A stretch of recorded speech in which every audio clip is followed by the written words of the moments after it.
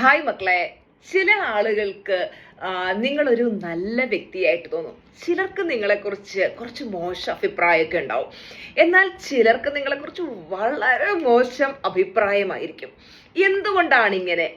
അതിൻ്റെ കാരണം നിങ്ങൾ മോശമായതുകൊണ്ടല്ല. ആളുകളുടെ അഭിപ്രായം പല രീതിയിലായിരിക്കും. നെഗറ്റീവായിട്ടുള്ള ആളുകൾക്ക് പോസിറ്റീവായിട്ടുള്ള ആളുകൾ പോലും വളരെ മോശമായിട്ട് തോന്നും. കാര്യം എന്താ? അവരുടെ ആറ്റിറ്റ്യൂഡ് നെഗറ്റീവാണ്. മറ്റുള്ളവർ നിങ്ങളെക്കുറിച്ച് എന്ത് ചിന്തിക്കുന്നു ഡസൻ മാറ്റർ. നിങ്ങളത് കാര്യമാക്കി എടുക്കണ്ട.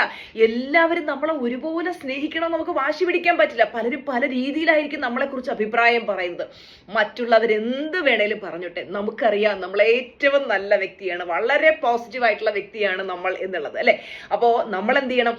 നമ്മൾ എപ്പോഴും നല്ല പോസിറ്റീവായിട്ടിരിക്കുക, ഹാപ്പി ആയിട്ടിരിക്കുക.